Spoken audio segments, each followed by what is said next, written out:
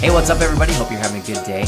Alessandro was trying to recreate these titles, which is from a movie called Upgrade, and he came up with a really fun technique that we're going to go over today.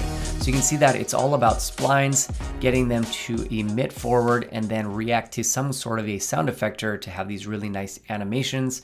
And then at some point it even turns into these sort of square blocky shapes. All right, so we're going to start with a very basic spline, which just has 2 points. You can see that this point is at minus 500 centimeters and this point on this end is at plus 500 centimeters. So instead of using this as our spline, we're going to do this procedurally, and we're going to do that using a mospline. And we're going to reference the original spline and yet be able to add deformers and fall off and everything using this mospline. So we'll go to the mospline and we'll change the mode to spline, and that's going to create a little tab here, which if we click on, we can add our source spline here by dragging and dropping it. All right, we have our mospline now, and the nice thing about being procedural is that if we go to count, we can actually change the amount of subdivision on this spline. So if it's looking a bit janky, you can just increase this to say 500 and you're gonna have a lot more subdivision to have a smoother animation. We're gonna use a emitter next to shoot out this mospline, and we'll hit Shift C to pull up the command dialog, and we're gonna type in emitter and hit enter. We'll drag the mospline into the emitter, and if we hit play, you can see that we're shooting out our little particles here, but they are all over on the Y. We want them to be flat, so we're gonna go to our emitter, and on the Y size, we'll just change that to 1 centimeter, and then these will be shot out on a flat plane. And they are actually shooting out the mospline right now, but we can't see it. So we'll go to particle and click show objects. Just check that on. All right, so now we're shooting out our spline, and this is going to be the base of our animation.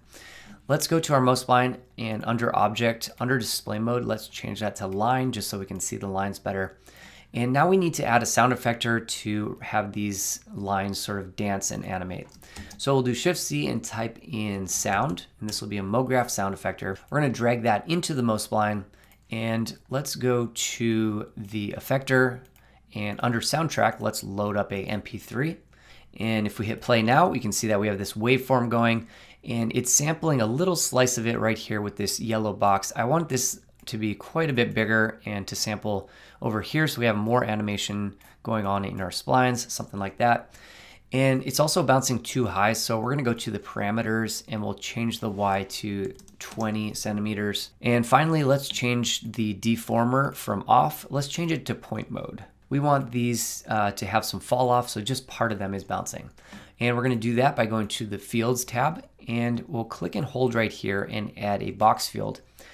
And it's a little bit hard to see what's going on because it's adding a little box representation for all these lines.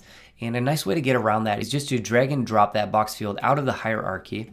And now we can see what's going on a lot easier, but it's still being referenced in that Fields tab. All right, so if we drag this box, you can see that wherever it is, it's having a fall off effect on these splines. So let's have this animation continue a little bit further, and we'll drag this box somewhere in the middle. And we'll also make it a little bit wider. So maybe 350 wide, maybe make it a bit wider on the Z as well. All right, let's put our camera in the front and we'll be able to see what's going on. And now we want to add some noise as well. So let's go back to our fields. Let's hold down this tab right here and let's click on shader field. Make sure you change the blending mode to multiply, and let's go into the shader and add some noise. So under shader, twirl it up and do noise. And now we're getting those really nice noise effects here. So we want this one to be pretty big and just some waving lines to start with. So let's click on here and go to our global scale, make it quite large, maybe 1,000. And we'll go with that for our sort of our base animation. All right, now we want to add another layer of deformation that's a little bit smaller. And we're going to do that with a displacer. So we'll type in displace. And we have a MoGraph displacer, and we're going to drag that. Actually, before we do that, let's twirl up that sound effector. We're going to drag the displacer right underneath it, not inside of it, but right underneath it. All right, so under displacer, let's go to the height. We're going to make this a bit stronger, 25. And now we just have to add a noise under the shading tab. We'll add a noise. And let's go in here and change the type of noise. And maybe we'll go with dense. And you can see that these are laying flat on the ground. We want them to be up, so we have to change the orientation. We can do that in our displacer. If we go to object, under direction, we'll change it from vertex normal to planar. And let's change the orientation to +Y. Then they'll be going up and down. So this is looking good, but these lines are being displaced across the entire line. They're not having any fall off. So let's just borrow that box field. Let's go to our displacer and go to fields, and we'll just drag and drop this same box field into here. And now we will respect that fall off with all of our splines, and we're gonna get something that looks like this. Let's go to our displacer and play with the settings a little bit in here. The global scale probably needs to be a bit bigger, and that's looking pretty cool. All right, let's add a little bit of animation as well. We can maybe add 0.2. And if you want to visualize what this animation speed is doing, just right click on this little thumbnail here and click animate.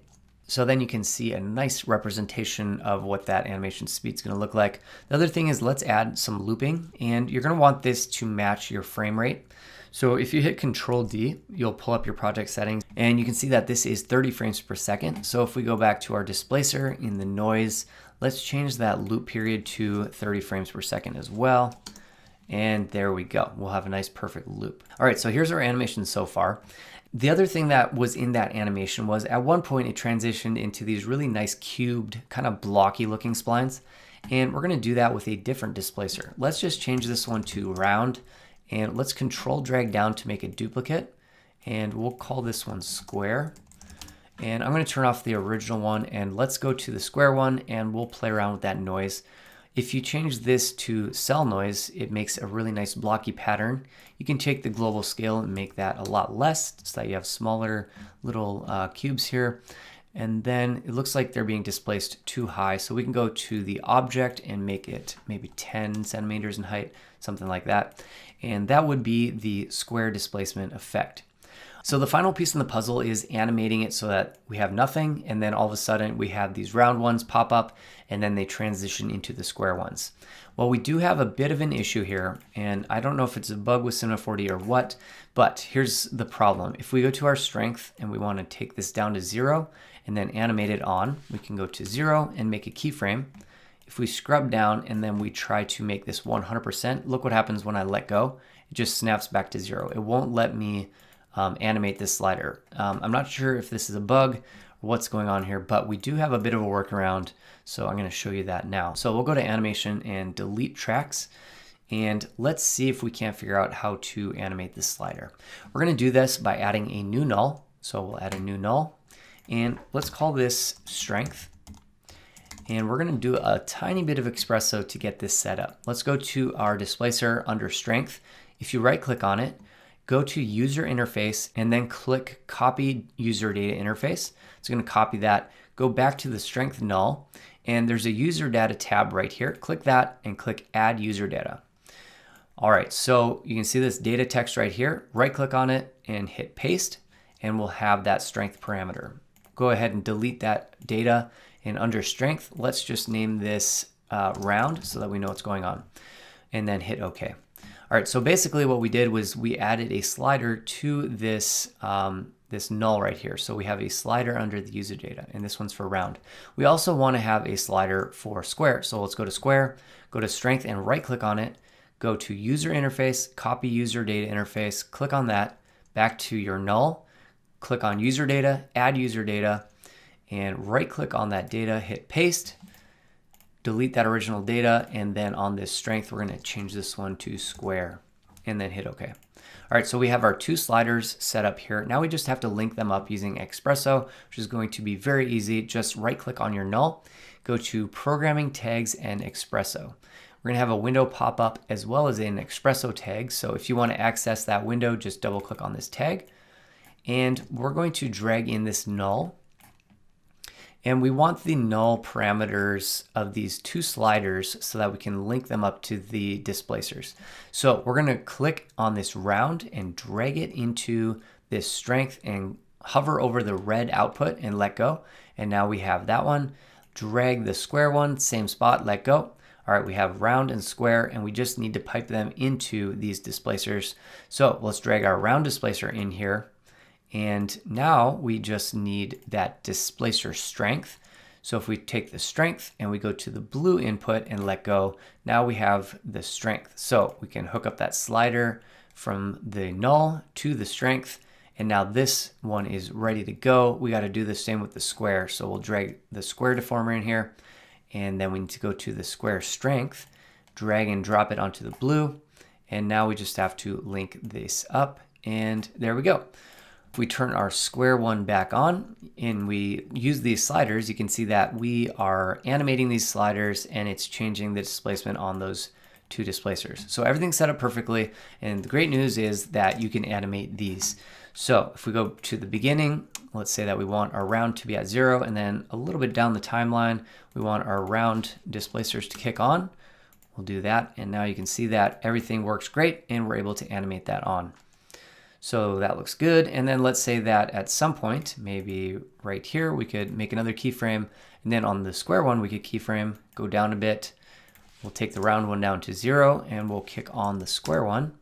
And now we have that animation. So if we play that transition, it'll start and then the round ones will come on, and then at some point it'll transition into those square blocks. So there you go. That is the general setup. The rest of it is up to you to play around with the different noise settings and speed and all that sort of thing.